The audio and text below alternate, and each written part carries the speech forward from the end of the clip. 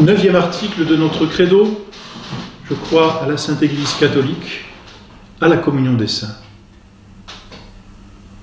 Deux parties, nous avions dit au tout début, deux aspects différents d'une même vérité, l'Église. L'Église hiérarchie, ici-bas, qui a pour but l'Église invisible ou mystique, la communion des saints. Une société qui prend les âmes, quand elles s'incorporent à elle par le baptême, et qui finalement mettent les âmes en communion avec tous les saints.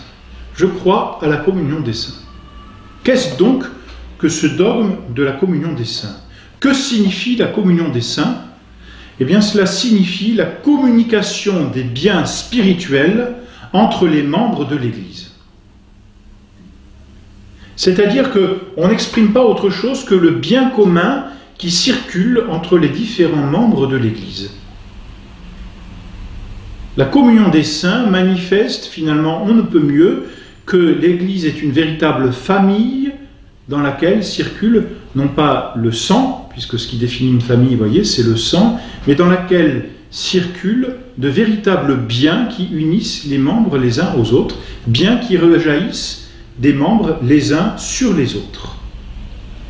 Alors, quels sont les membres de l'Église? Qu'est-ce que cela veut dire, finalement, appartenir à l'Église ou être saint, parce que c'est cela, communion des saints, c'est l'union qui existe entre les saints. Eh bien, les saints, ce sont ceux qui sont en union avec notre Seigneur Jésus-Christ. C'est cela, les saints. Et cela nous amène à distinguer les trois états de l'Église, les trois aspects de l'Église communion des saints, et non pas de l'Église hiérarchique. Les trois aspects sont l'Église militante, ce sont les saints qui sont sur terre, et c'est l'Église hiérarchie. Ce sont les âmes des fidèles qui appartiennent à l'Église et qui sont en état de grâce. C'est l'Église militante parce qu'ils sont sur terre pour se battre contre le péché, contre le monde, contre la concupiscence, contre le diable. C'est une véritable lutte, comme dit le saint homme Job dans l'Ancien Testament. La vie de l'homme sur terre est un combat. L'Église militante.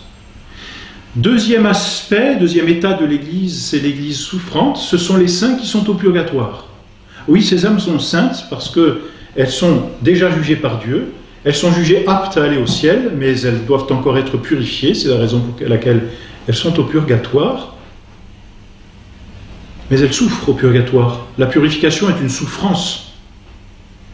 Et donc on appelle cet aspect de l'Église, cet état de l'Église, l'Église souffrante. Et enfin, troisième état, troisième aspect, ce sont les saints qui sont déjà au ciel, et on l'appelle l'Église triomphante. Ainsi donc, l'Église, c'est toute cette famille. C'est l'Église militante, l'Église hiérarchie sur terre, dont nous avons abondamment parlé. C'est ensuite l'Église souffrante, des âmes qui sont dans le purgatoire, mais qui sont saintes.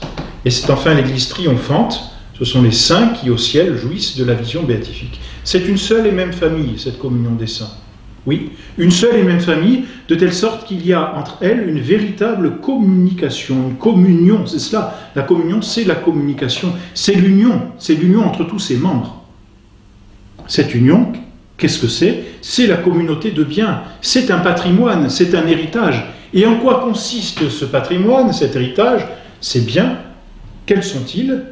Eh bien, ce sont d'abord les mérites de notre Seigneur Jésus-Christ, le Saint par excellence, qui sur la croix a mérité de façon abondante et surabondante pour toutes les âmes. Ce sont les mérites de la très sainte Vierge Marie. Ce sont les mérites des saints, qui ont obtenu pour eux de véritables mérites, mais qui ont obtenu aussi pour d'autres âmes des mérites. Ce sont les messes qui sont célébrées dans l'univers tout entier. Ce sont les prières, ce sont les bonnes œuvres des âmes qui sont sur la terre. Ce sont les sacrifices, autant de richesses qui constituent le patrimoine de l'Église et qui s'accumulent, si l'on peut dire, dans un véritable trésor de l'Église que l'on appelle la communion des saints, c'est-à-dire la communauté de biens qui peut circuler à travers toutes les âmes. Richesse inestimable et surabondante, en ce sens qu'il n'y en a plus qu'il ne faut pour enrichir les âmes et leur permettre d'aller au ciel.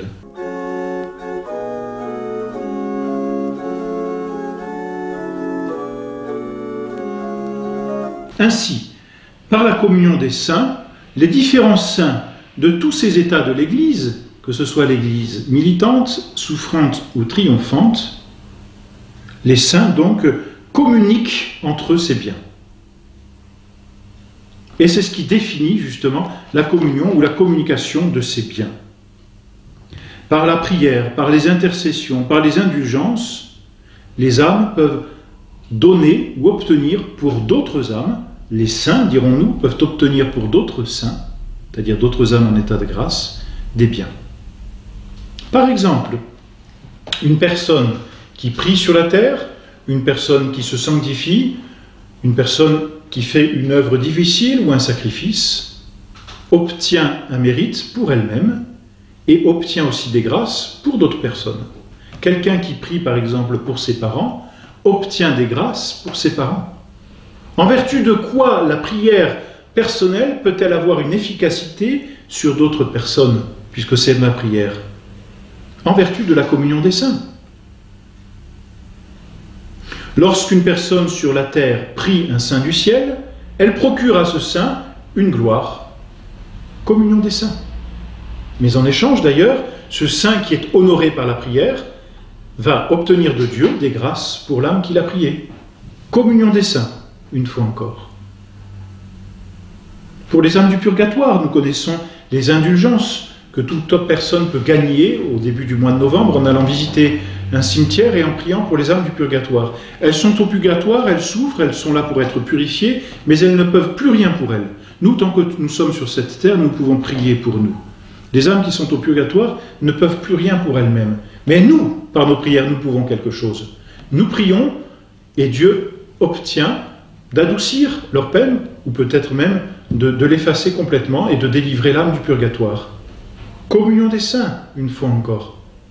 Par cette communion, il y a donc une circulation, voyez-vous, de biens spirituels entre les différents membres de l'Église, militante, souffrante et triomphante. Alors c'est un dogme qui est extrêmement rassurant pour nous, surtout en des temps troublés. Et cela manifeste encore plus, et peut-être mieux, l'unité de l'Église. Celui qui prie les saints, celui qui vit comme les saints ont vécu, celui-là, justement, manifeste l'unité de l'Église et rentre en communion avec ses saints pour en obtenir de grandes grâces. Malheureusement, il y a des âmes qui ne peuvent pas participer à cette communion des saints.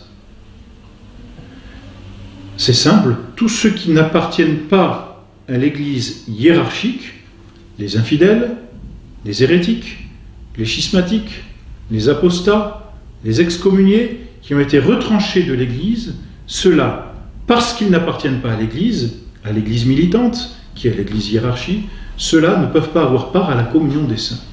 S'ils obtiennent des grâces, c'est par un don purement gratuit de Dieu, mais non pas en vertu de la communion des saints.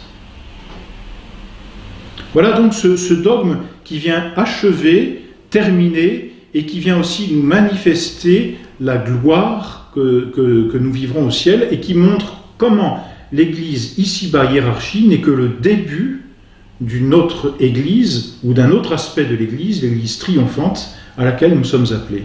Et du reste, dans la liturgie, cet aspect total, si l'on peut dire, de l'Église est bien manifesté au mois de novembre et juste avant le mois de novembre, puisque le dernier dimanche d'octobre, la liturgie nous demande de fêter le Christ roi, et donc cette royauté du Christ qui est la royauté d'une société, l'Église, le Christ roi donc, et juste après, au 1er novembre, l'Église nous fait célébrer la fête de tous les saints, c'est-à-dire l'Église triomphante, puis ensuite elle nous fait prier le 2 novembre pour les âmes du purgatoire, l'Église militante, l'Église souffrante, et enfin, tous les jours, par ce que nous faisons de nos prières et puis par la participation au sacrement, eh bien nous prions pour nous, l'Église militante. Mais nous voyons bien à travers ces trois fêtes du Christ roi, de la Toussaint et de la commémoration des morts, nous voyons bien l'unité de l'Église et nous voyons cet aspect de la communion des saints